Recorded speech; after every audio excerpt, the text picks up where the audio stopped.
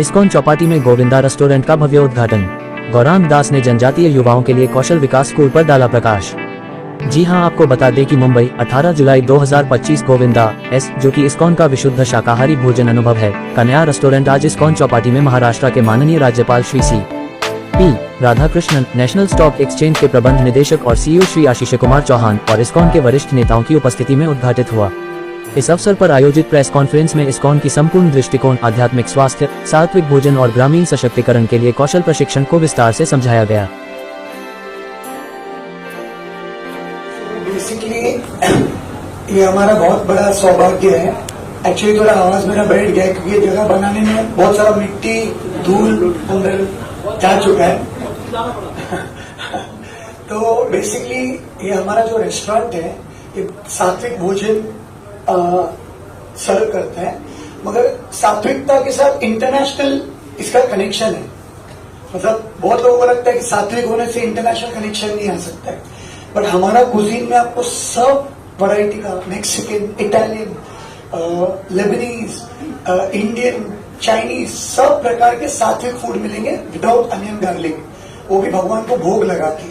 तो इसमें सबसे अच्छा बेनिफिट ये होता है कि आप ना चाहते हुए भी, हम तो चाहेंगे कि भगवान की कृपा हम पे गिरे, बट ना चाहते हुए भी आपसे प्रसाद खाने से भी भगवान का आपको शक्ति प्राप्त होगा। और दूसरा हमारा ये जो गोल था इस बार, हम चाहते हैं कि हर टाइप के लोग यहाँ पे आए। यूनिटी इन डाइवर्सिटी जो हमारा मेन गोल है, ये फूड में भी होना चाहिए कि सात्विक फूड सबको ये एक्सपीरियंस करने का मौका मिलना चाहिए। और हमारा गोल ये है कि इंटरनेशनली भी जो टूरिज्म के लिए इंडिया में लोग आते हैं, ये हमारा सौभाग्य रहा है कि लाखों फॉरेनर्स ने इस रेस्टोरेंट में खाना खाया है। तो हमको पता चला कि नहीं ये जगह छोटा पड़ रहा है, तो फिर इसके लिए हमने रिनोवेशन में ये स्पेस को थोड़ा डबल साइज का किया है। Almost 4000 square feet from 1450 square feet now, and we can accommodate 170 to 175 people. Also, we are starting with the Bhaktivedanta banquet hall for weddings, birthday parties, and lot of other events. तो मैं ज्यादा time नहीं लूंगा आपका, मैं चाहूंगा कि आप ये सात्विक फूड को एक्सपीरियंस करें। तो मैं इतना ही बोल के थैंक्स करना चाहूंगा कि आप सब कीमती समय लेके आप यहाँ पे आए हैं। और आज जो भी हम लोग कर रहे हैं, ये राजनाथ स्वामी महाराज और गौरांग प्रभु के गाइडेंस में हम लोग कर रहे हैं। और गौरांग प्रभु एक ऐसे व्यक्ति है मेरे जीवन में कि हर समय में, मतलब मेरा अप हो डाउन हो, गौरांग प्रभु मेरे साथ हमेशा रहे हैं, हमेशा सपोर्ट किया और फुल फ्रीडम देके एम्पावर कर दिया। वो बोलते हैं राधिका भक्ति ध्रुवा तुम ये कर लो, फिर वो छोड़ देते हो, शक्ति भी देते हैं और हमको फ्रीडम भी देते हैं। तो उनका मैं बहुत दिल से धन्यवाद करना चाहूंगा कि इतना बड़ा टास्क जो मुझे भी नहीं पता था इतना बड़ा होगा, वो मुझे उन्होंने सौंपा, वो भरोसा रखा और शायद मैं उस भरोसे के लिए आज मतलब कर पाया है। ये जो भी है एक टीम एफर्ट के साथ। Thank you so much. Hare Krishna. Thank you very much. कोई क्वेश्चन? एंड सात्विक फूड प्रमोशन मेरी मिट्टी मेरी छाली। जी देखिए, टुडे इंडिया का जो टूरिज्म इनकम है per annum, so India is at $230 billion income generated through tourism. Out of that, almost $70 billion is through spiritual tourism. Totally, only 11 million tourists are visiting Bharat. देखिए 140 crore 1.4 billion population वाले country में tourist केवल 11 million आ रहे हैं। Paris एक city के अंदर 25 million tourist सालाना आते हैं।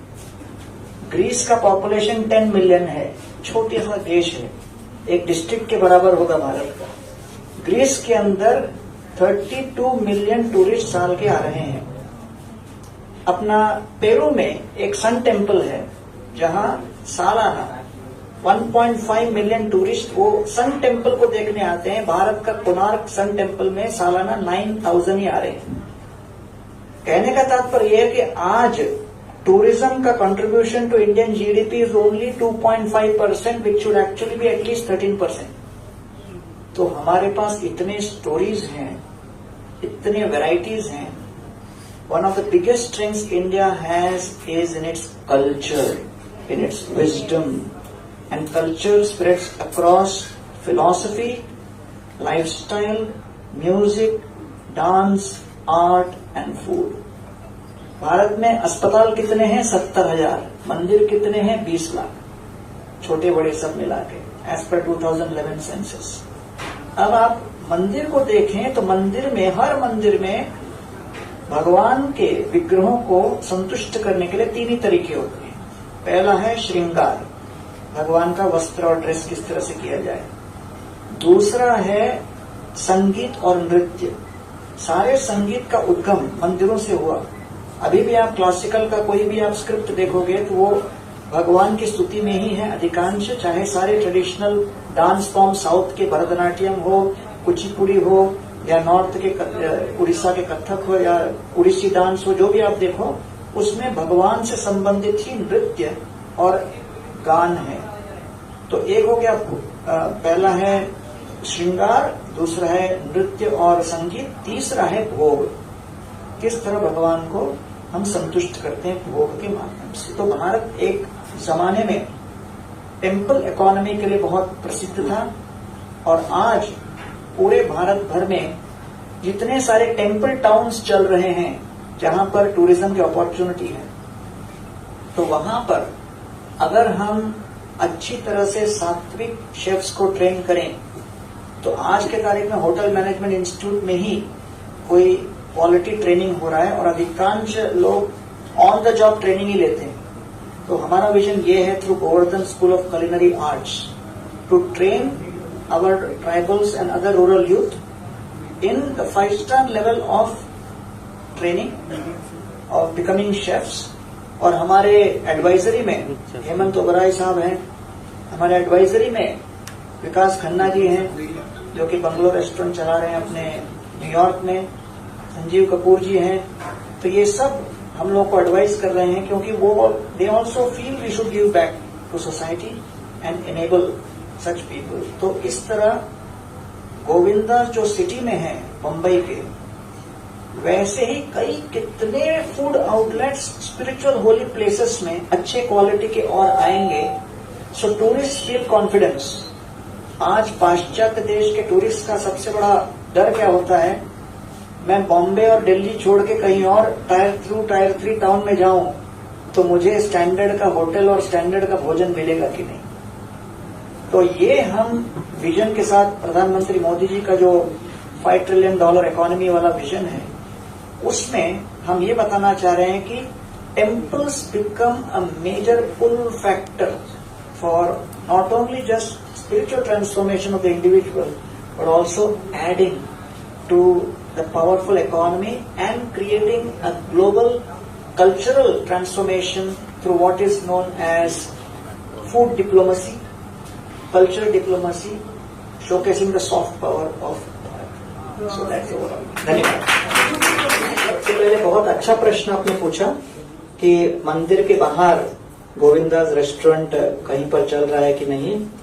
तो विदेश में कुछ स्थान है जहां पर, तो भारत में अभी तक इस्कॉन की ओर से मंदिर के बाहर अभी तक स्टार्ट नहीं हुआ है, लेकिन आशा है कि ये हमारा मिशन है सात्विक का। इससे इंस्पायर्ड होकर, जैसे प्रधानमंत्री मोदी जी और गडकरी जी हाईवेज का पूरा चेन बना रहे पूरे भारत में, तो हमारा एक स्वप्न है, और जो ध्रुव के साथ मिलकर हम इसको करेंगे कि पूरे हाईवेज के चेन में कोई ऐसा फ्रेंचाइज शुरू करें जहां पर सात्विक भोजन हर हाईवे के कोने कोने में आपको मिल पाए, क्योंकि लंबे लंबे ड्यूरेशन के लिए आपको कोई खाने की व्यवस्था नहीं है। तो वो एक हम लोग का फ्यूचर प्लान है। तो ये एंटरप्रेन्योरशिप से जुड़े हुए लोग, तो वर्णाश्रम, तो जो ऑलरेडी बिजनेस कम्युनिटी में लोग हैं, वो जब इसमें जुड़ते हैं तो हमारा मिशन को लेकर और उनके बिजनेस एक्यूमेंट को जोड़कर हम लोग इसको कर पाएंगे। तो ये एक पहला उत्तर था आपका। और दूसरा प्रश्न क्या था? जो महाराष्ट्र में यात्राएं चलती हैं, हाँ। जैसे बात करें समाज जी जी जी। उसके तो अभी हम लोग का आलंदी से लेकर पंढरपुर में जो यात्रा चली, उसमें इस्कॉन की ओर से भक्ति Vedanta hospital and research centre, जो कि मीरा रोड बेस्ड है, पिछले 25 सालों से मेडिकल कैंप चला रहा है और मेडिकल कैंप के साथ साथ वो छोटी मात्रा में प्रसाद डिस्ट्रीब्यूशन कर रहे हैं।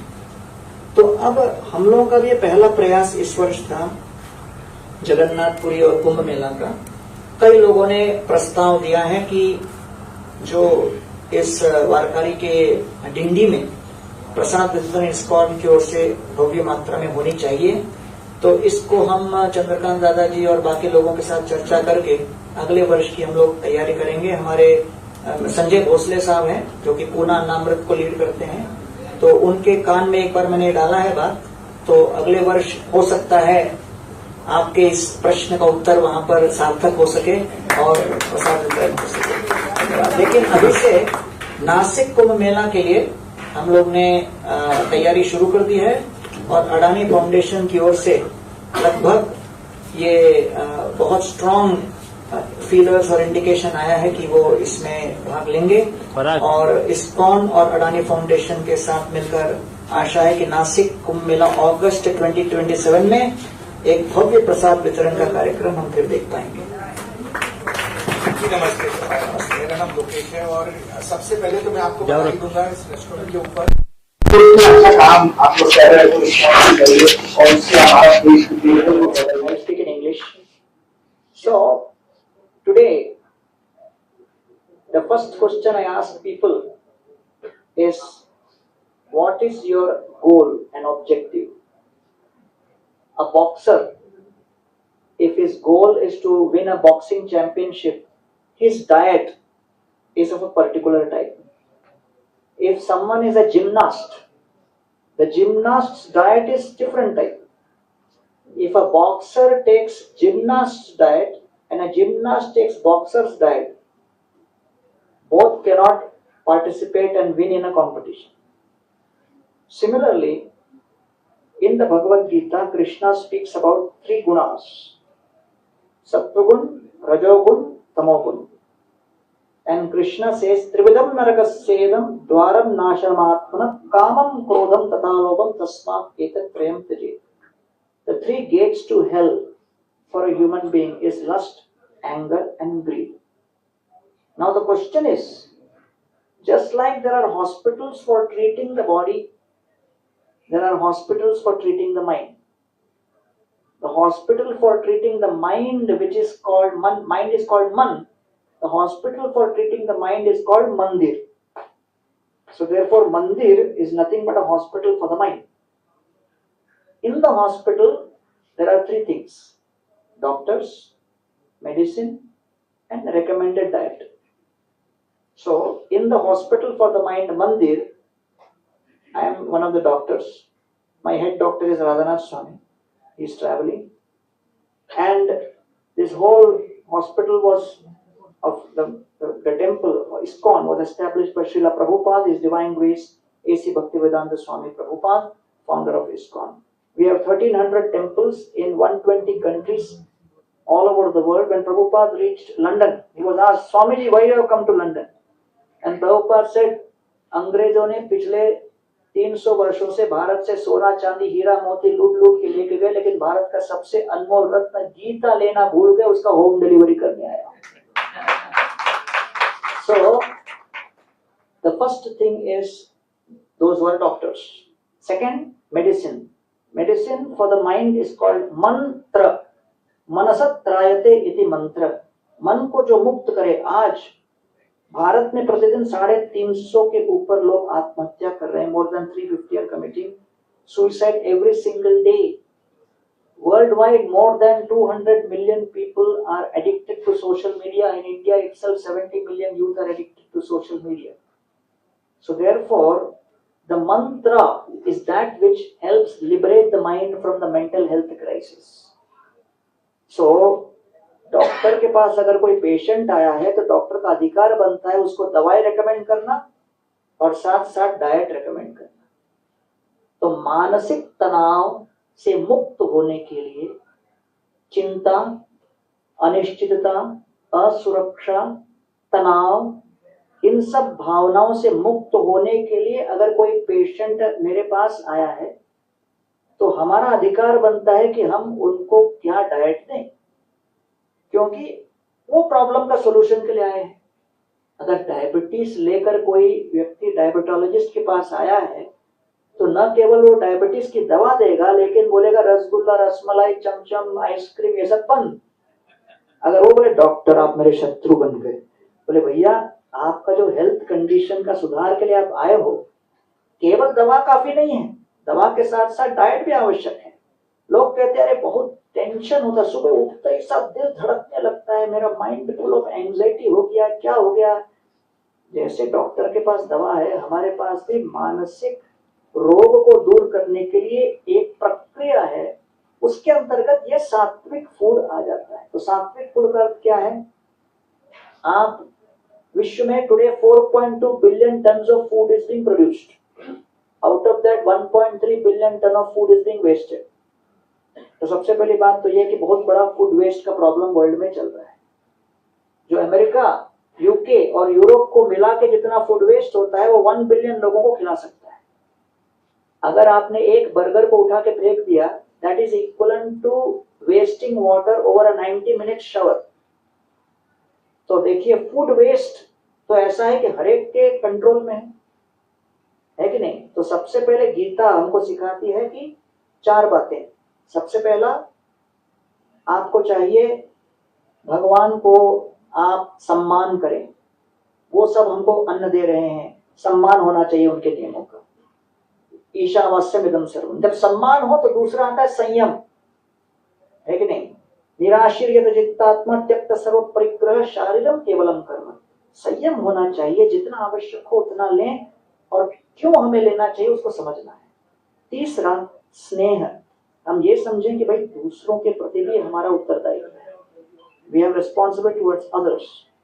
So therefore all living beings have right to live, and hence when we follow sattvic, we eat without vegetarian food, without onion and without garlic, because we want to maintain our sattvic mood in the mind. And then the fourth is seva.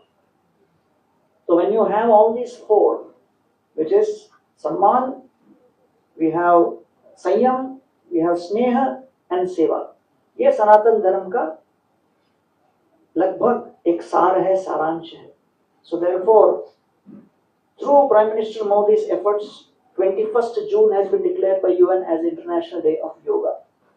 And yoga definition given by Patanjali Muni is yoga chitta vritti nirodha.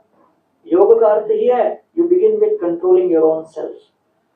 Therefore, sattvic food movement is all about how each one of us can control our own needs while respecting others' needs and creating harmony between all. So therefore today, बस ये table पे मत रखिए. You will be amazed to know that India is having only 2.5% of the world's land, but 18% of the world's population. 10% of the land in the world is used for agriculture. Now, cereal-based food can give 85% of carbohydrates and 65% of protein. But still we have a country like South Africa which has 220 kilos of meat per capita per annum. A country like European Union has 128 kilos of meat per capita per annum. US has 110 kilos of meat per capita per annum. But India has the largest vegetarian population at 40%. 40% of India's population are vegetarian, and India automatically, because of Sanatan Dharma tradition and because of 1 billion Hindus and because of Vedic philosophy being strong, even the meat, those who eat meat in India have an inbuilt restraint that they don't eat on certain days, they don't eat in certain months, and therefore India's per capita consumption of meat is only 3.1 kilo per capita per annum. So therefore you can see that if the world removes India in the calculation of the overall equation, the world will require 150% more land for growing this same thing. And if the world follows India's diet, then the entire agriculture can be done only in 60% of the current land used. And if India decides to follow the West and gives up our current paradigm, India will require 6 times more land to grow our own food. So therefore, it's a very deep subject, and therefore ISKCON for the first time has started a think tank led by IIM Nagpur, IIM Ahmedabad, Dr. Ranjan Ghosh, and Dr. Navaljeet from our side is leading this. It's called Annapurna Think Tank for defining the food policy and defining what will be the best practices for growing food. And the first initiative of Annapurna Think Tank is Meri Mati, Meri Thali. And we are starting the process of promotion, and very soon you will see more and more of it. And Meri Mati, Meri Thali will also find its presence in Dhruv Karunakar's restaurant here at Govinda's, where local foods will also be presented in the most authentic recipes manner, in the Sattvic manner. So that's the overall idea. Thank you. And we have been lucky enough that our food is over by 11:30, and sometimes we even have to very humbly refuse to take more people. So that's the concept of our cooking, that we cook fresh food as per your order. So freshness is at the peak, and you will enjoy today's meal. Thank you.